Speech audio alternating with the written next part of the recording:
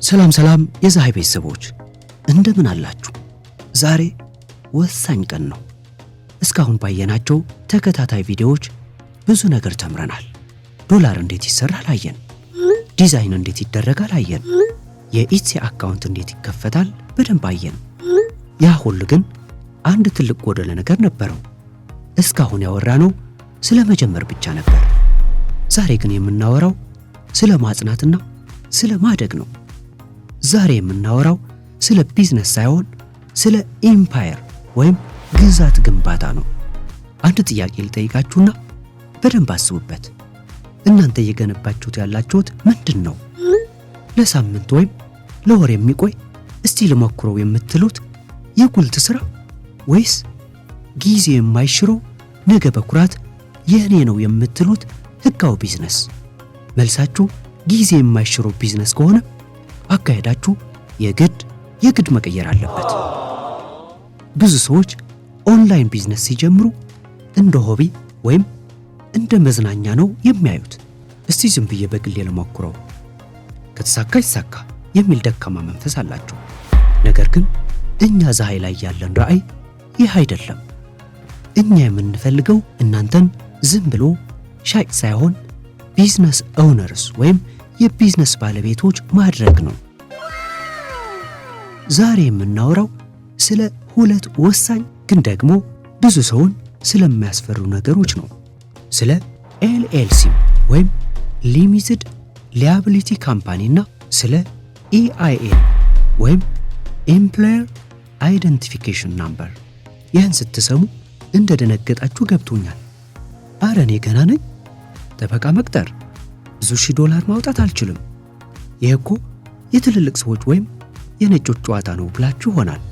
እውነት ልንገራችሁ፣ አሜሪካ ውስጥ ኤልኤልሲ ማውጣት ፌስቡክን እንደመክፈት ቀላል ነው። ዛሬ በዚህ ቪዲዮ ጠበቃ ሳያስፈልጋችሁ ላላስፈላጊ ኤጀንቶች ኮሚሽን ሳትከፍሉ ከቤት ሳትወጡ በፒጃማችሁ ሆናችሁ እንዴት በጥቂት ደቂቃዎች ውስጥ ህጋዊ የአሜሪካ ኩባንያ ወይም ካምፓኒ ባለቤት እንደምትሆኑ አሳያችኋለሁ።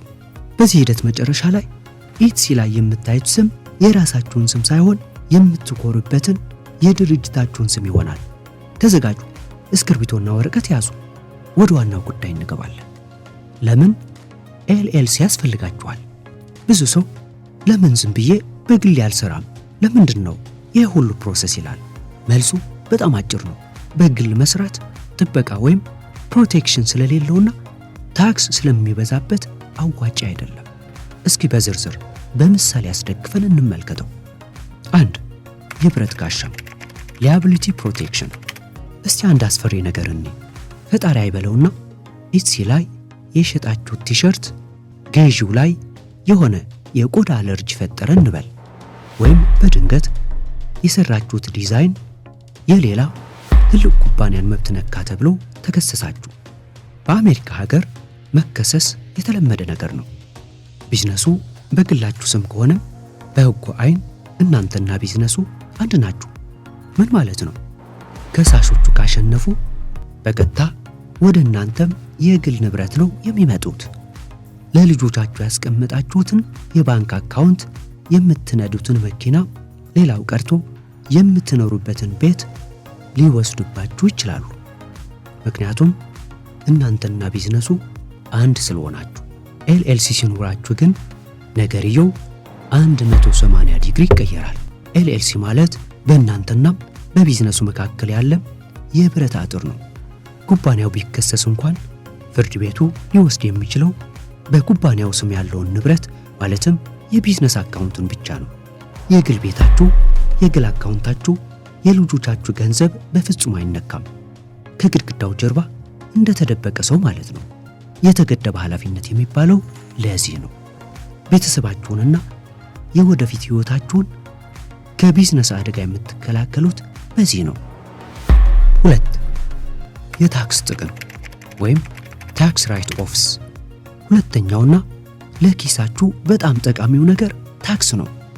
በግል ስትሰሩ ያገኛችሁት ዶላር በሙሉ ታክስ ይቆረጥበታል። ኤልኤልሲ ሲኖራችሁ ግን መንግስት የሚሰጣችሁ ልዩ መብት አለ። እሱም ቢዝነስ ኤክስፔንስ ወይም ወጪ መቀነስ ነው። እንዴት ይሰራል? ለምሳሌ በዚህ ዓመት $50,000 አገኛችሁ እንበል። ለዚህ ቢዝነስ የገዛችሁት ላፕቶፕ አለ፣ ወጪ ነው። $1,000 ቀነሰ። የኢንተርኔት ክፍያችሁ ከፊል ወጪ ነው። $500 ቀነሰ። ለዛ የከፈላችሁት ክፍያ ሙሉ ወጪ ነው። ቤት ውስጥ የምትሰሩ ከሆነ የቤት ኪራያችሁ የተወሰነ ክፍል ወይም ሆም ኦፊስ ዴዲኬሽን ወጪ ነው። ምን ማለት ነው? መንግስት ታክስ የሚቆርጠው ከጠቅላላ ገቢው ማለትም $50,000 ላይ ሳይሆን ወጪው ተቀንሶ በቀረው ትርፍ ምናልባት $30,000 ላይ ብቻ ነው። ይሄ ማለት በዓመት ውስጥ በሺዎች የሚቆጠር ዶላር ታድናላችሁ ማለት ነው። ሀብታሞች ታክስ የሚቀንሱት በዚህ መንገድ ነው።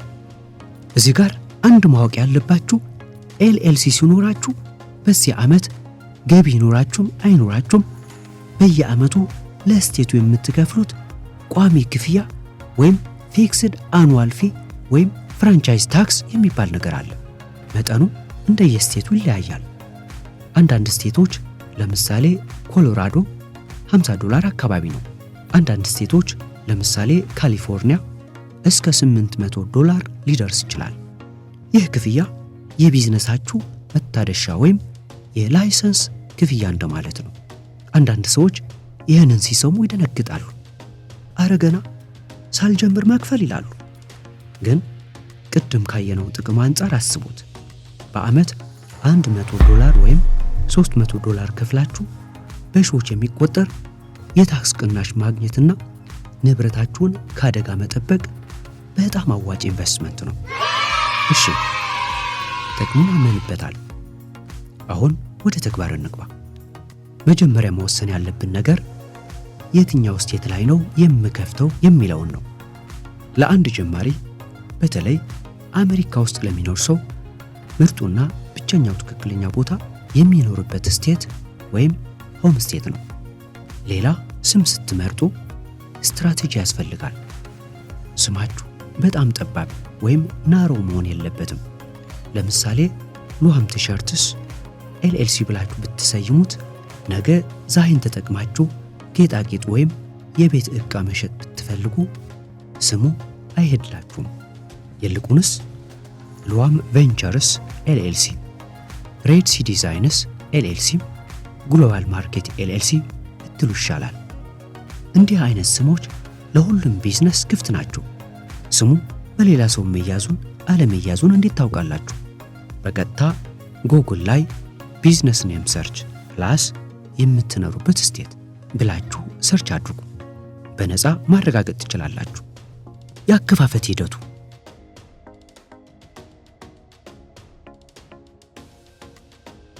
ኖ ኤጀንትስ ኒድድ። አሁን በጥሞና ስሙ። ለዚህ ሥራ ኤጀንት መጠቀም ግዴታ አይደለም። እነሱ የሚሰሩት እናንተ የምትሰሩትን ሰርተው ኮሚሽን መብላት ነው። እናንተ እራሳችሁ በቀጥታ ከመንግስት ጋር መስራት ትችላላችሁ። ሂደቱ ይህን ይመስላል። አንደኛ ጉግል ሰርች ሴክሬታሪ ኦፍ ስቴት ዩር ስቴት ኤልኤልሲ ፊሊንግ ብላችሁ ፈልጉ። ለምሳሌ ሴክሬታሪ ኦፍ ስቴት ጆርጂያ ኤልኤልሲ ፊሊንግ። ሁለተኛ ዌብሳይት መጨረሻው .gov በሚል የሚያልቀውን ትክክለኛውን የመንግስት ዌብሳይት ክፈቱ። ሶስተኛ ሬጂስተር ስታርት ኤ ቢዝነስ ወይም ፋይል አርቲክልስ ኦፍ ኦርጋናይዜሽን የሚል በተን ይኖራል። እሱን ንኩት። አራተኛ ፎርም ስማችሁን፣ አድራሻችሁንና የኤልኤልሲ ስሙን አስገቡ። አምስተኛ ሬጂስተርድ ኤጀንት። እዚህ ጋር ማን ነው ወኪል ሲላችሁ ራሳችሁን ወይም ዩርሰልፍ መምረጥ ትችላላችሁ። አድራሻውን፣ የቤት አድራሻችሁን አስገቡ። ስድስተኛ ፔይ የስቴቱን ክፍያ ወይም ስቴት ፊ በካርዳችሁ ክፈሉ።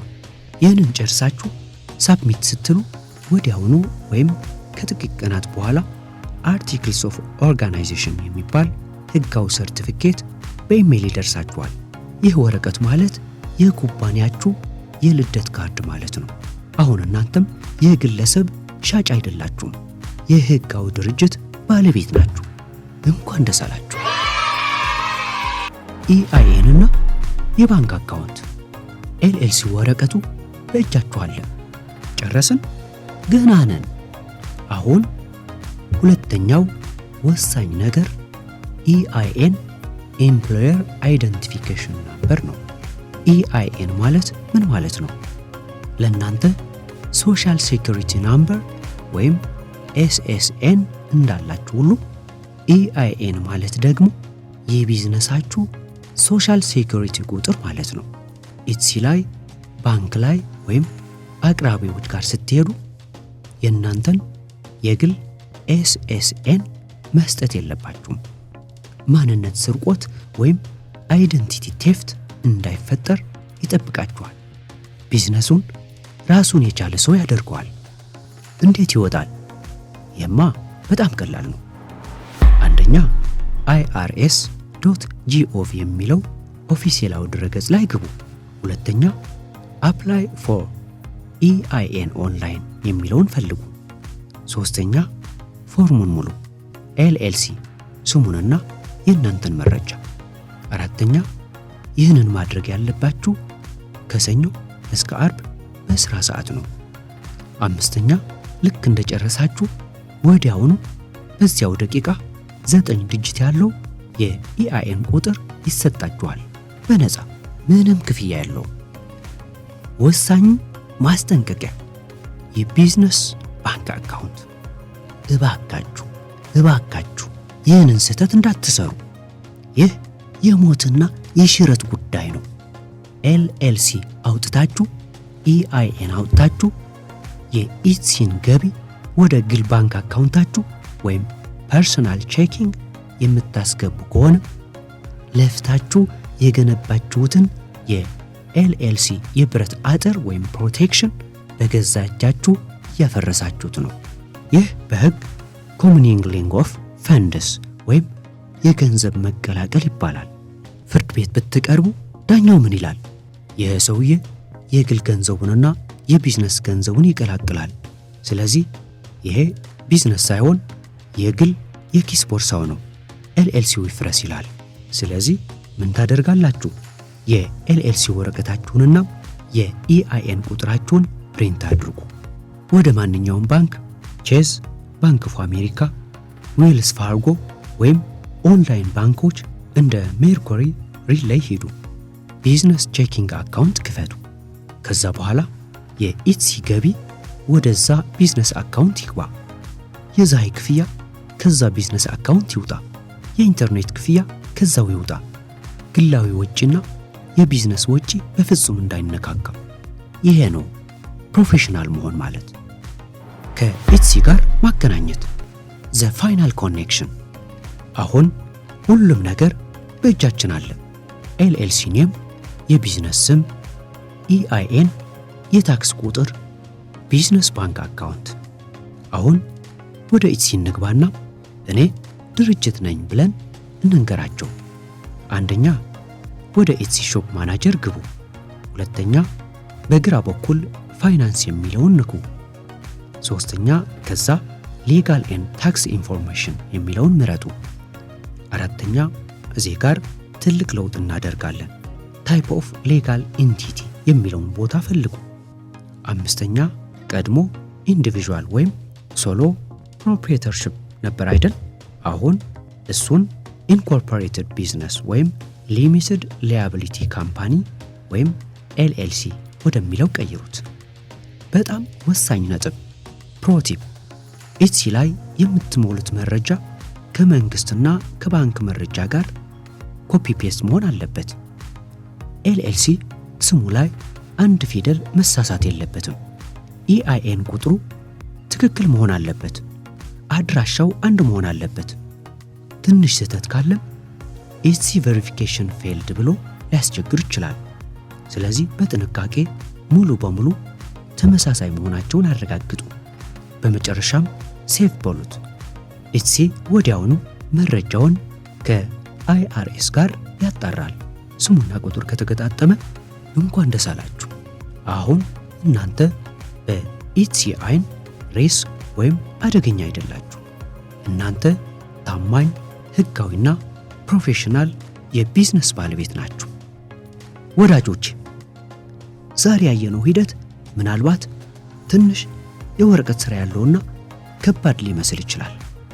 ግን አንድ እውነት ልንገራችሁ፣ ይህንን ሥራ አንዴ ነው የምትሰሩት። አንድ ቀን ብቻ ነው ጊዜ የሚወስድባችሁ።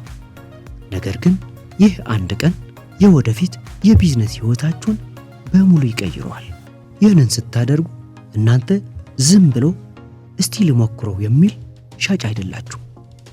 እናንተ የአሜሪካ ሕጋዊ ድርጅት ባለቤት ወይም ሲኢኦ ናችሁ። ነገ ባንክ ሄዳችሁ ብድር መጠየቅ ብትፈልጉ፣ ቪዛ ፕሮሰስ ማድረግ ብትፈልጉ፣ ወይም ቢዝነሱን በውድ ዋጋ መሸጥ ብትፈልጉ በእጃችሁ ያለው ነገር ንብረት አሴት ነው። ፀሐይ ስራውን ይሰራል፣ ምርቱን ይሸጣል፣ ገበያውን ያጠናል። የእናንተ ሥራ ደግሞ የዚህን ንግድ መሰረት ማጥበቅና እንደ ባለ ሀብት ማሰብ ነው። ፍርሃትን ወደ ጎን ተዉት። ዛሬውኑ የምትሰሩበትን ስቴት ዌብሳይት ክፈቱና ጀምሩ። የቢዝነስ ሰው ሁኑ። በሚቀጥለው ቪዲዮ እስክንገናኝ ቸር እንሰንብት። አመሰግናለሁ።